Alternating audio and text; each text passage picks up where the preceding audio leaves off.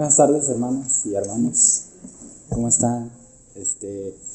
Es un privilegio otra vez, por segunda vez, compartir la palabra aquí. Gracias a Dios y por su misericordia estamos aquí. Les quisiera comentar que es muy bonito a veces estudiar su palabra cuando te encuentras en el momento de intimidad con Él, cuando estás estudiando su palabra, cuando ves tus errores en la palabra, cuando dices qué tan inservible soy para tu obra, pero tú eres misericordioso. Les invito a que se pongan de pie para orar y vamos a dar inicio, por favor. Padre Santo que estás en el cielo, en el nombre santo y poderoso de mi Señor Jesús, te doy gracias, Señor. En esta hora, Padre Santo, te pido, Señor, que tu Espíritu Santo nos guíe, Señor. Que tu palabra, Señor, penetre en nuestro corazón, Padre Santo. Que nos haga cambiar, Señor, tu palabra, Señor. No el que está presente aquí enfrente, Señor, sino tú, mi Señor Jesucristo. Tu palabra, Señor, que nos hable a nuestro corazón, Señor. Si hay algo mal en nosotros, Padre Santo, que nos advierta, Señor, del peligro, Señor, al que vamos, Padre Santo. También te pido, Señor, que pongas sus oídos de mis hermanos, Señor, atentos a tu palabra, Señor, y que de mi boca, Señor, no salga alguna blasfemia, Padre Santo, sino seas tú, Señor, guiándome en todo momento, Señor. Que seas tú, Padre Santo, y que seas glorificado en todo momento, Señor. Te doy gracias y todo esto te lo pido en el nombre poderoso de mi Señor Jesucristo. Amén. Pues vamos a ir a la Biblia en Apocalipsis, capítulo 2, del versículo 1 al 7.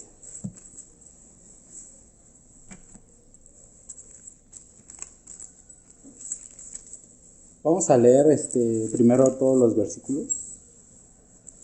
Dice: escribe al ángel de la iglesia en Éfeso, el que tiene las 7 estrellas en su diestra, el que anda en medio de los 7 candeleros de oro, dice esto: yo conozco tus obras, y tu arduo trabajo y paciencia, y que no puedes soportar a los malos, y has probado a los que se dicen ser apóstoles, y no lo son, y los has hallado mentirosos.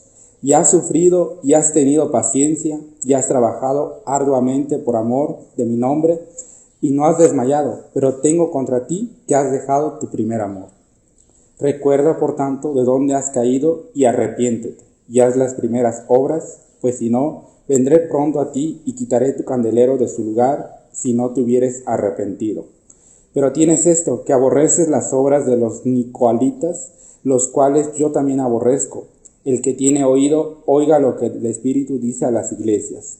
Al que venciere, le daré a comer del árbol de la vida, el cual está en medio del paraíso de Dios. Antes que todo esto, vamos a dar una introducción. ¿Quién era la iglesia de Éfeso? ¿Cómo era? ¿Y dónde se ubicaba? La iglesia de Éfeso era una iglesia, se podría decir que un tanto económica. Su economía era bastante bien, porque era un lugar donde se movía mucho el comercio. Estaba a 5 kilómetros del mar. Eso nos da a entender que si lo ponemos aquí en México, sería como Cancún, que está como a 5 kilómetros del mar. Cancún sería una ciudad muy grande, una ciudad donde se practicaba mucho pues la adoración a dioses paganos también. De hecho, ahí había una diosa que se llamaba la diosa Diana, que tenía su templo también. Esto nos da la impresión de que era difícil predicar ahí, porque a veces nosotros con tan solo compartirle a una persona y ves que tiene alguna estatua o en su colonia hay alguna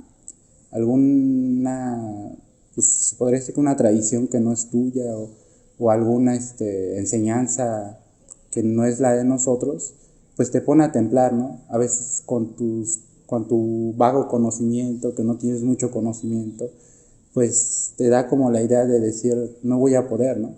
Pero eso nos hace recordar que no es con nuestras fuerzas, sino con las fuerzas del Señor.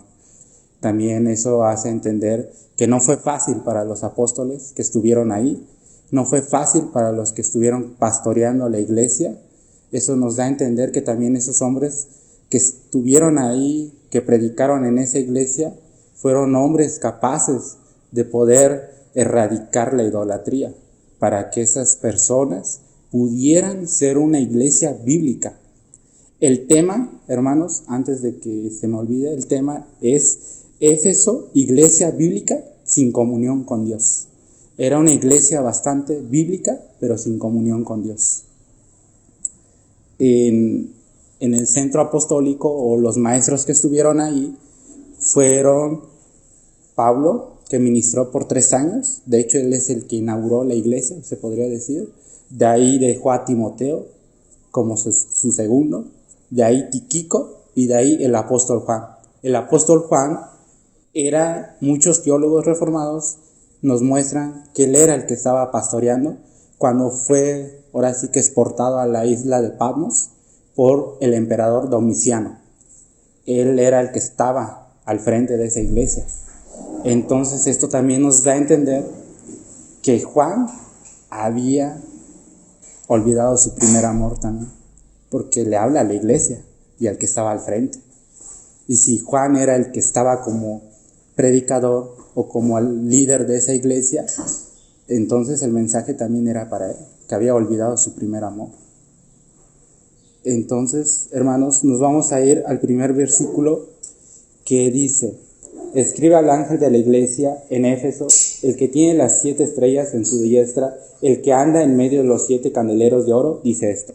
Para entender esto nos vamos a ir al capítulo 1, versículo 20. Ahí nos explica, dice: el misterio de las 7 estrellas que has visto en mi diestra y de los 7 candeleros de oro. Las 7 estrellas son los ángeles de las 7 iglesias, y los 7 candeleros que has visto son las 7 iglesias. Eso es para que podamos entender lo que está diciendo aquí el Señor. Aquí el Señor dice: escribe al ángel de la iglesia en Éfeso, el que tiene las 7 estrellas en su diestra. Aquí nos muestra la autoridad de Dios, su soberanía sobre el pueblo de Dios, que Él es el que guía, Él es el que exhorta a los pastores, a los que están al frente, a los líderes. No son los líderes guiándose ellos por sí solos, sino es Dios guiándolos a través de su Espíritu Santo. Aquí nos muestra su soberanía. También Él dice, el que anda en medio de los 7 candeleros de oro, dice esto. Él es el que se pasea por todas las iglesias, las cuales Él ha de salvar. También eso nos da a entender que el Señor no es un Señor que solamente levanta a alguien y lo deja por ahí, ¿no? No, el Señor está siempre constante, viendo lo que está haciendo su siervo, lo que está haciendo cada iglesia. ¿Por qué? Porque a veces su corazón se puede distorsionar. A veces el orgullo puede llegar a tocar nuestros corazones, nuestra mente. A veces el Señor también por eso está vigilando. Por eso a sus siervos siempre los está vigilando, los está exhortando, para que ellos puedan caminar bien. Nos vamos a ir a un versículo, un libro es Éxodo, capítulo 25, versículo 31 al 40.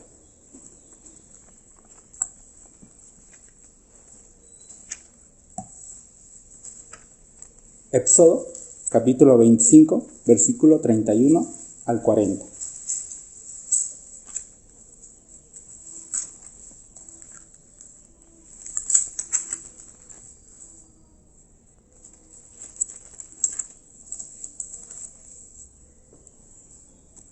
Sí. Dice, aquí se les da cómo hacer un candelero de oro. Se les da la indicación al pueblo. Dice, harás además un candelero de oro puro, labrado a martillo. Será el candelero, su pie, su caña, sus copas, sus manzanas y sus flores. Serán lo mismo, y saldrán 6 brazos de sus lados, 3 brazos del candelero a un lado y 3 brazos al otro lado. 3 copas en forma de flor de almendro, en un brazo una manzana y una flor, y 3 copas en forma de flor de almendro, en otro brazo una manzana y una flor, así en los 6 brazos que salen del candelero, y en la caña central del candelero 4 copas en forma de flor de almendro. Sus manzanas y sus flores, habrá una manzana debajo de 2 brazos del mismo, otra manzana debajo de otros 2 brazos del mismo, y otra manzana debajo de los otros 2 brazos del mismo. Así para sus 6 brazos que salen del candelero. Sus manzanas y sus brazos serán de una pieza, todo ello una pieza labrada a martillo de oro puro. Y le harás 7 lambarillas, las cuales encenderás para que alumbre hacia adelante. También sus despabiladeras y sus platillos de oro puro. De un talento de oro fino lo harás con todos estos utensilios. Mira y hazlos conforme al modelo que te ha sido mostrado en el monte. Muchas personas, muchos estudiosos, muchos teólogos comentan que ¿por qué se hizo de una sola pieza? ¿Por qué el candelero es de una sola pieza? Porque significa que el Señor es uno, que el Señor no es añadido, que el Señor es único, que el Señor es una sola pieza.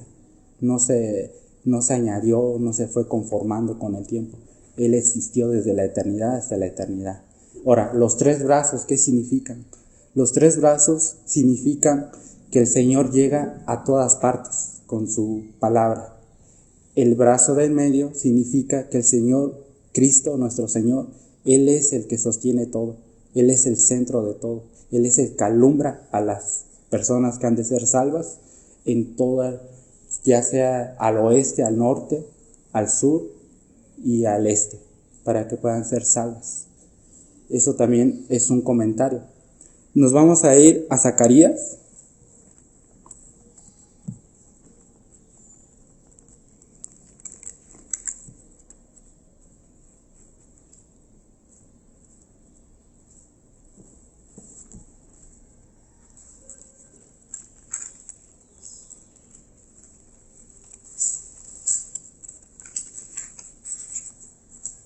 Capítulo 4, versículo 2 al 6. Zacarías, capítulo 4, versículo 2 al 6. Dice, y me dijo, ¿qué ves? Y respondí, he mirado, y he aquí un candelabro, todo de oro, con un depósito encima, y sus 7 lámparas encima el candelabro, y 7 tubos para la lámpara que estarán encima de él. Y junto a él 2 olivos, el uno a la derecha del depósito y el otro a su izquierda. Proseguí y hablé diciendo a aquel ángel que hablaba conmigo, ¿qué es esto, Señor mío? Y el ángel que hablaba conmigo respondió y me dijo, ¿no sabes qué es esto? Y dije, no, Señor mío.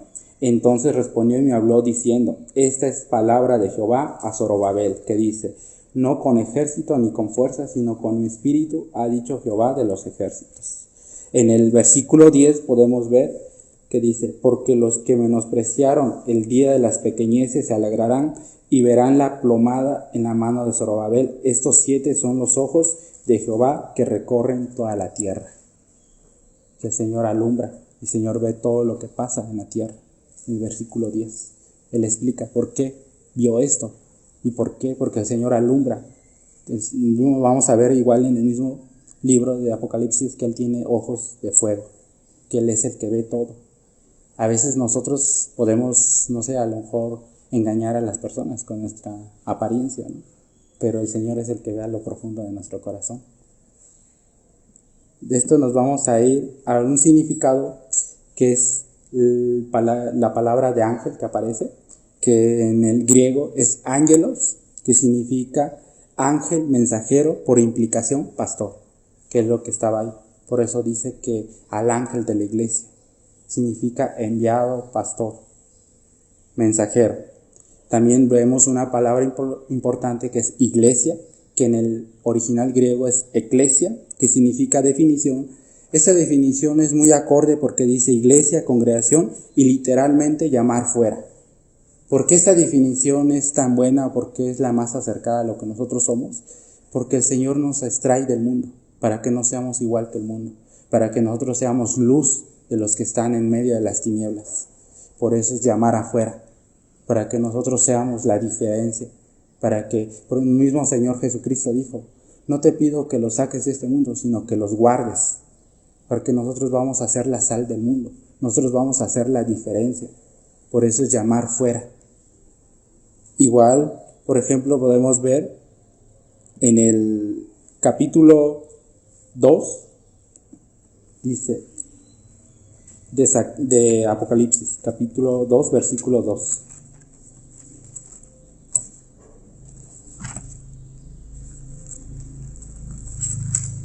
Dice, yo conozco tus obras y tu arduo trabajo y paciencia, y que no puedes soportar a los malos, y has probado los que se dicen ser apóstoles, y no lo son, y los has hallado mentirosos.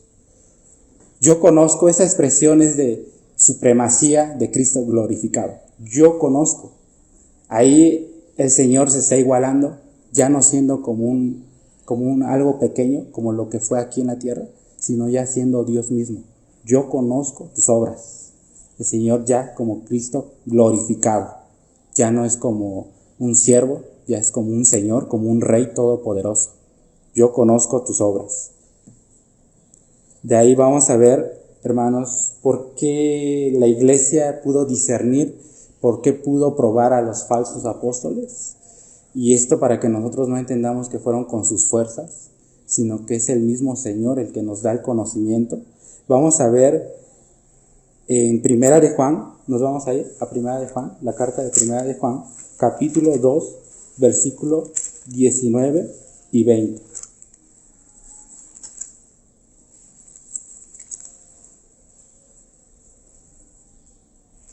Dice: salieron de nosotros, pero no eran de nosotros, porque si hubieran sido de nosotros, habrían permanecido con nosotros. Pero salieron para que se manifestase que no todos son de nosotros.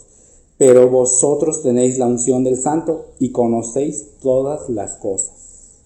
Por la unción del Señor es que conocemos las cosas. De ahí nos vamos a saltar hasta el versículo 27, que dice: pero la unción que vosotros recibisteis del permanecer en vos, de él permanece en vosotros, y no tenéis necesidad de que nadie os enseñe, así como la unción misma os enseña todas las cosas, y es verdadera y no es mentira, según ella os ha enseñado a permanecer en él. ¿Por qué esa iglesia tenía ese discernimiento tan alto? Porque el mismo apóstol Juan había estado ahí enseñando. Él es el mismo que escribió la carta de Primera de Juan. Él es el mismo que escribe Apocalipsis. Él es el mismo que ya había tenido esa comunión con los hermanos de Éfeso. Entonces ellos también estaban discerniendo quiénes eran buenos maestros, quiénes eran falsos maestros, quiénes eran falsos profetas, falsos apóstoles. De ahí hay 5 puntos importantes que en este versículo el Señor señala, que Él valora. Número 1, trabajo duro y esfuerzo constante. Número 2, paciencia en la prueba. Número 3, no tolerar a los malos. Número 4, probar a los falsos apóstoles. Y número 5, que yo creo que es el más importante, no cansarse en el servicio para servir a Él, para que nosotros podamos gloriarnos en Cristo, no en nosotros, sino gloriarnos en Cristo. De ahí, hermanos, tengo un comentario de un teólogo, que es el doctor Sproul, que dice: lo que alaba a Cristo de esta iglesia es que valoraban tanto la verdad que no permitieron que nada que se opusiera a ella entrara en medio de ellos. Su capacidad para discernir no es un don especial que ellos tuvieran, sino el resultado de conocer bien la palabra de Dios y tener el celo de guardarla pura. No es que ellos tuvieran un don especial o que ellos fueran más que nosotros en esta actualidad, sino que es la unción de Dios lo que nos hace entender. En Jeremías 17, 9, 10 vamos a ver que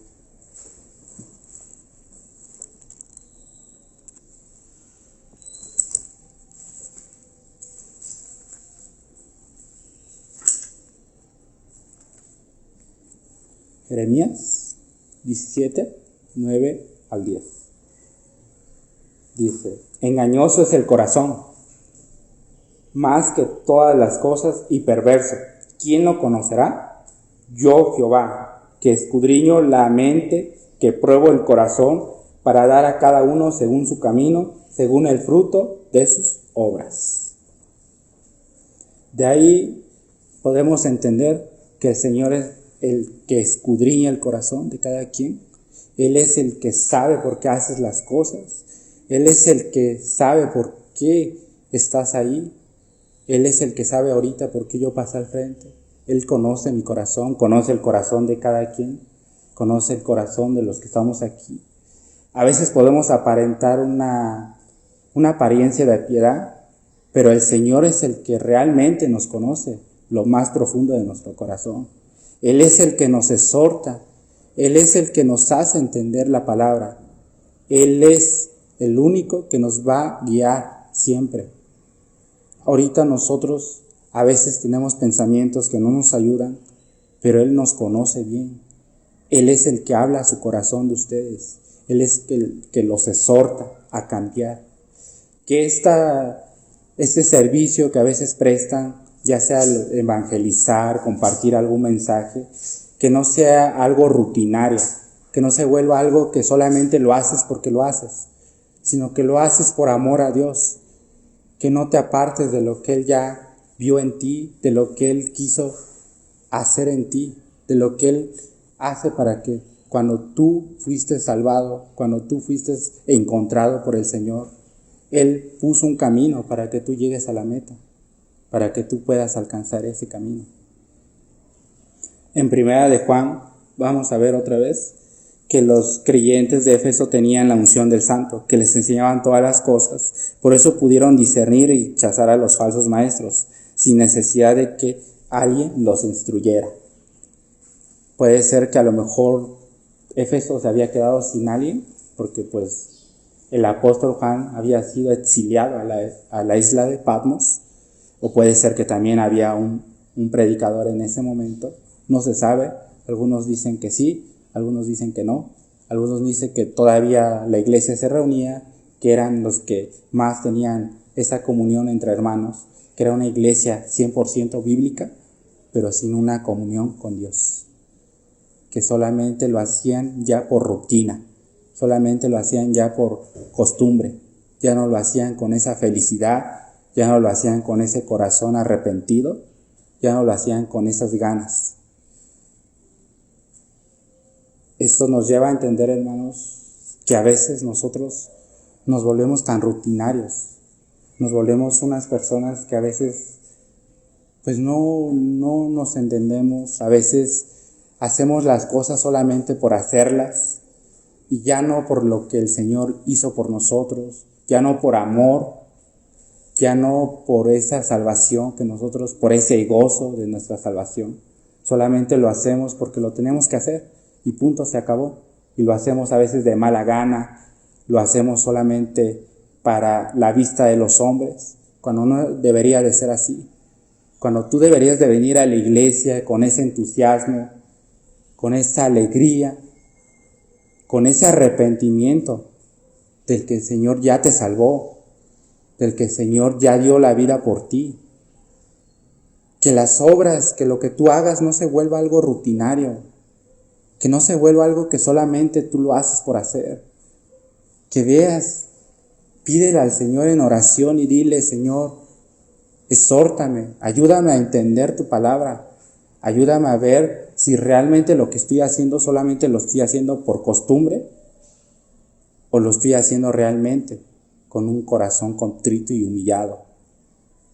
Porque si no, solamente se vuelve rutina, solamente se vuelve algo pasajero. A veces ya nomás vienes a escuchar, tu cuerpo está aquí, pero tu mente anda divagando por quién sabe dónde. Y ya no vienes a escuchar su palabra, solamente estás presente porque tienes que estar presente. Pero ya tu corazón está lejos de su palabra. En el versículo 3 de Apocalipsis, que estamos viendo,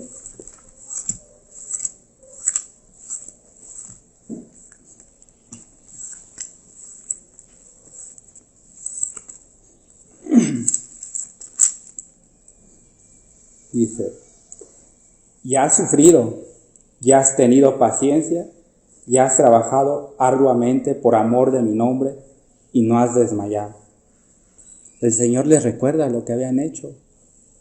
Dice: has sufrido, has tenido paciencia, has trabajado arduamente por amor de mi nombre, y no has desmayado.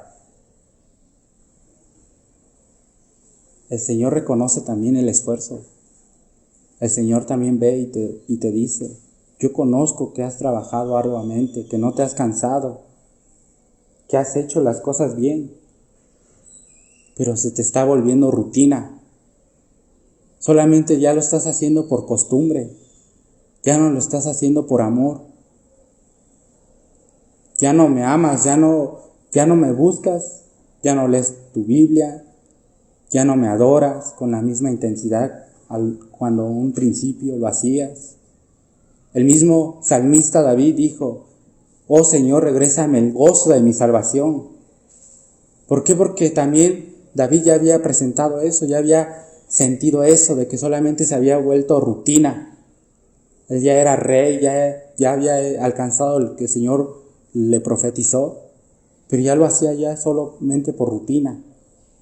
Ya no lo hacía con ese corazón humillado, con ese corazón contento, de decir: Señor, te alabo porque te amo. Ya lo hacía solamente por pura rutina. En esto, hermanos, esto nos tiene que dar a entender, hermanos, que no solamente lo que hagamos, que si venimos aquí no se vuelva rutina.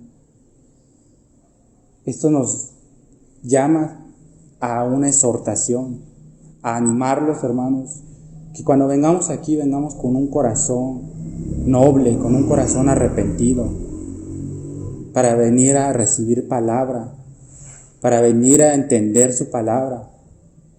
Lo poco, lo mucho que compartamos aquí nos debe de tocar el corazón, debemos de sentir si verdaderamente somos hijos de Dios, si verdaderamente somos cristianos o solamente estamos aparentando. Que no se vuelva rutina, hermanos. Que esto nos ayude, que todo lo que hagamos, lo hagamos para la honra y la gloria del Señor. Que cada vez que sintamos algo, que cada vez que sintamos que ya no podemos, que ya nuestro cuerpo ya no puede, nuestra mente, nos volvamos al Señor. Que en la intimidad estemos ahí, diciéndole: Señor, te necesito. Señor, ayúdame, porque esto ya lo estoy sintiendo solamente como rutina, ya solamente lo estoy haciendo como algo que ya no me llena. Solamente voy, pero ya no escucho tu palabra, solamente voy, estoy presente, pero mi mente está pensando en otras cosas, en mi trabajo, en mi familia, en otras cosas. Y cuando estoy ahí presente, deberé yo de aprovechar a escuchar tu palabra, a entenderla, y no solamente a pensar en nosotros mismos. El mismo Señor dijo: el que quiera seguirme, niéguese a sí mismo, tome su cruz cada día y sígame. Hay que negarnos, hermanos. A veces cuesta, sí, pero es animar a los hermanos, animarnos entre todos, para que podamos seguir, para que podamos ser como esa iglesia, pero con una comunión, a ser una iglesia bíblica, pero con comunión. Hermanos, los invito también que cada uno de nosotros nos examinemos, que podamos decir si el Señor también puede decir de nosotros: ¿has trabajado? También ahorita los invito que se hagan esa pregunta dentro de ustedes. Si el Señor puede decir: ¿has sufrido? Si el Señor en este momento te puede decir a ti: ¿has sufrido y has tenido paciencia y has trabajado arduamente por amor de mi nombre y no has desmayado? Preguntémonos, hermanos, si el Señor nos puede decir en esta tarde a nuestro corazón: ¿has hecho esto? Si el Señor puede decir que también hemos rechazado a los falsos apóstoles, a los falsos maestros. Preguntémonos, hermanos, hagámonos esa pregunta en nuestro corazón para saber si realmente el Señor puede decir en esta hora: ¿has sufrido, has tenido paciencia? Y si no, hermanos, no nos toca nada más que orar y pedirle al Señor que nos perdone, que nos ayude en nuestra decadencia, que nos ayude en todo lo que estamos fallando, en nuestra vida personal, en nuestra vida íntima, porque yo aquí los veo bien, pero el Señor es el que los conoce íntimamente. El Señor es el que nos conoce verdaderamente a nosotros íntimamente, y el Señor es el que nos habla en la intimidad, y a veces no hacemos caso, a veces dejamos pasar y solamente escuchamos y nos vamos, como aquel que escucha y al otro día se le olvidó que escuchó. Hay que ayudarnos, hay que exhortarnos entre hermanos para que podamos seguir adelante, hermanos, para que podamos ser una iglesia que tenga ese cimiento bíblico, pero que también tenga una comunión con Dios. Que esto no se vuelva rutinario, que esto no solamente sea algo práctico, sino que vengamos cada domingo con gozo diciéndole: Señor, voy a tu casa, voy a la iglesia a adorarte, a aprender tu palabra y a seguir amándote y a seguir perfeccionándome, porque no soy perfecto, tengo muchos errores, pero yo quiero que tú me ayudes y me perfecciones en tu obra. Hermanos, tengo igual, por ejemplo, algo de lo que podemos hablar, que es el peligro latente de la iglesia, que es: Éfeso tenía una doctrina pura y servicio fiel, pero estaba perdiendo su primer amor, la comunión íntima con Dios. La ortodoxia sin amor es vacía. La palabra, el conocimiento de Dios sin amor es vacío. Y más si solamente se hace práctico, si se hace solamente algo a la ligera, si solamente se vuelve cotidiano, que solamente escuchas un versículo y ya lo escuchaste, pero no lo estudiaste o no te pusiste atento a lo que decía y no lo llevaste a la comunión. Cuando escuchas la palabra, cuando lees la palabra, podemos leer la palabra, podemos ver muchos videos de predicaciones, podemos ver muchas cosas cristianas, pero solamente las vemos, pero no las disipamos, no las metemos a nuestra mente en decir qué es lo bueno que está diciendo este video, qué es lo bueno que estoy leyendo, en qué me está hablando el Señor en esta parte de la Escritura, qué le está diciendo a mi vida, porque a veces solamente lo hacemos ya por hacerlo, ya no se vuelve algo íntimo, ya se vuelve algo rutinario, algo para decirnos, y el Señor nos habla, que la iglesia de Éfeso era una iglesia muy bíblica, pero la comunión, hermanos, ya se estaba yendo sin un razonamiento. A veces nosotros nos vamos a identificar, faltan más iglesias por ver, nos vamos a identificar con alguna de ellas, pero a la vez también nos vamos a identificar con cada una de ellas. ¿Por qué? Porque a veces es un mensaje personal también. No solamente era un mensaje para cada iglesia, sino solamente también era un mensaje para cada individual, para el pastor, para los que estaban ahí. Era en general, pero a la vez individual también, porque a lo mejor no todos estaban sin comunión, como aquí. Yo no sé quién, yo no los conozco al 100%, pero el Señor sí. A lo mejor también estaba pasando eso en la iglesia. Eran algunos, no todos, o posiblemente también todos estaban dejando ya todo por rutina, haciéndolo todo por rutina y ya no con el amor que lo hacían en un principio. De esto, hermanos, podemos concluir que la iglesia de Éfeso nos enseña cuál es el servicio que Dios espera de nosotros. Eso es lo que nos enseña la iglesia de Éfeso. ¿Qué cualidades obtienes cuando das un buen servicio? Cuando realmente el Señor te guía. Las cualidades que vimos aquí. Guiada por el Espíritu Santo. No como muchas iglesias de hoy en día que dicen que son guiadas por el Espíritu Santo, pero lo que hacen, su conducta, es pésima. Hoy en la actualidad podemos ver muchas iglesias que dicen que son bíblicas, que aman al Señor, pero su vida es pésima, su testimonio es pésimo, porque lo hacen solamente por apariencia, no lo hacen con una genuinidad, con algo genuino al Señor, solamente lo hacen para que el mundo los vea, que son cristianos.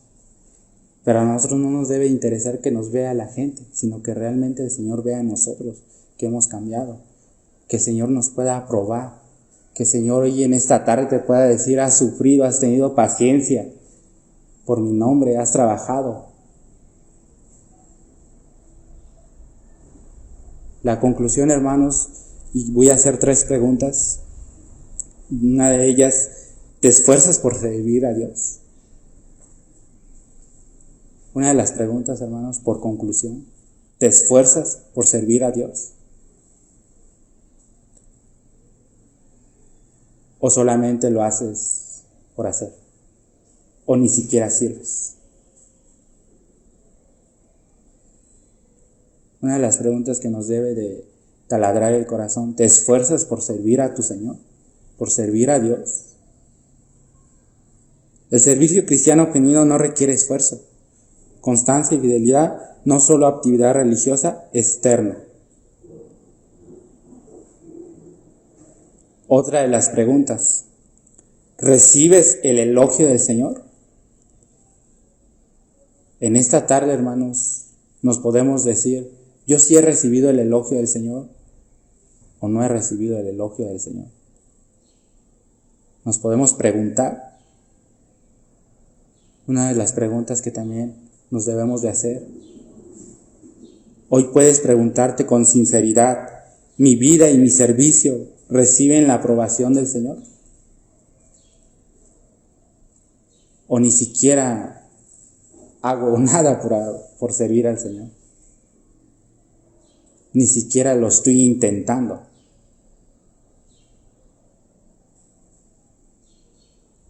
Hoy el Señor te puede decir, ¿sirves? ¿O ni siquiera sirves? ¿O quieres servir?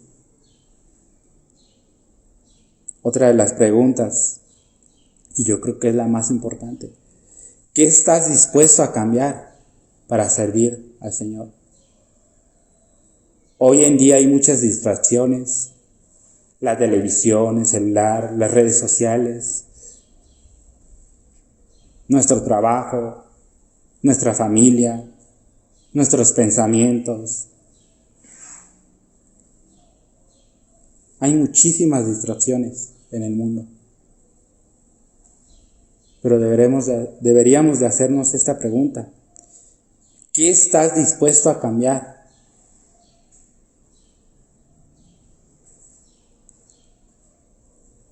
O mejorar para que Dios siga reconociendo tu fidelidad y tu celo por su obra.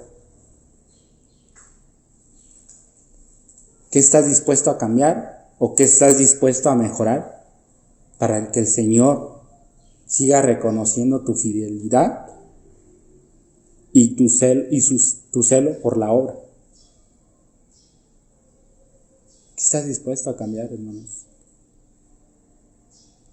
A veces nos sentimos tan chiquitos y a veces algunos se sienten tan grandes que son orgullosos.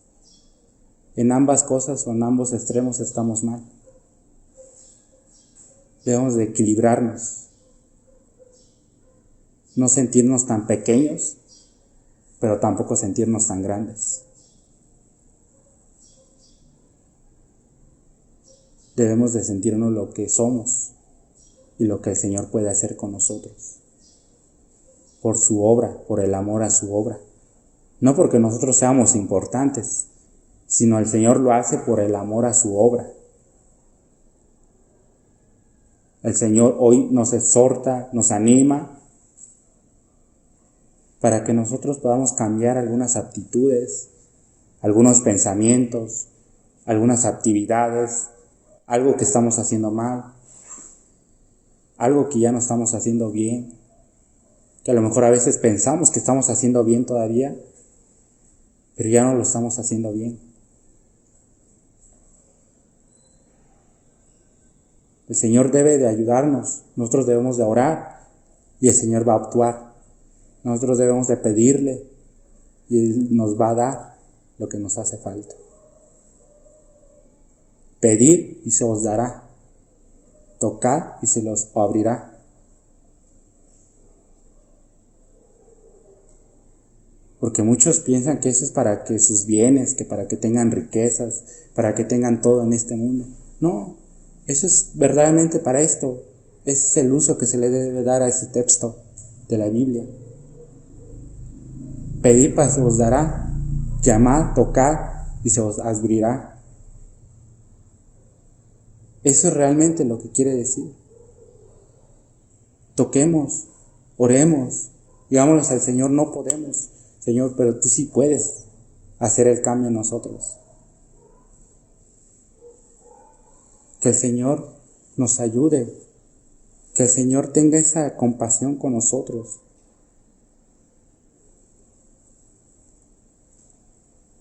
Que el Señor hoy en esta tarde nos exhorte, nos anime. Que el Señor nos haga cambiar todas esas actitudes. En conclusión, que el Señor nos haga una iglesia bíblica, pero con comunión con Dios. Que nos haga una iglesia bíblica, pero no rutinaria, sino con el amor enfocado en Él. Eso es realmente lo que el Señor espera de nosotros. Que no se vuelva rutinario esto que hacemos. Que no solamente lo hagamos por hacerlo. Que Él reciba la honra y la gloria. Eso sería, hermanos. Y qué precioso es a veces compartir la palabra de Dios. Cuesta, sí, cuesta mucho, cuesta demasiado. Son muchas cosas que a veces no entendemos, pero poco a poco las vamos entendiendo por misericordia de Dios. Los invito a que se pongan de pie para orar al Señor. Le vamos a dar gracias. Padre, te damos gracias, Señor, en esta tarde por lo que nos has dado, Señor. Por lo mucho o poco, Señor. Por lo que entendieron mis hermanos, Señor. Por lo que entendí yo, Padre Santo. Te doy gracias, Señor, y que tú veas, Señor, en nuestra vida, Señor. Y que nos hagas recordar, Padre Santo, si estamos mal, Señor. Si se está volviendo rutinario en nuestra vida, Señor. Que nos ayudes, Padre Santo, a cambiar cada cosa, Señor. Cada distracción, Padre Santo, elimínala de nuestra vida, Señor.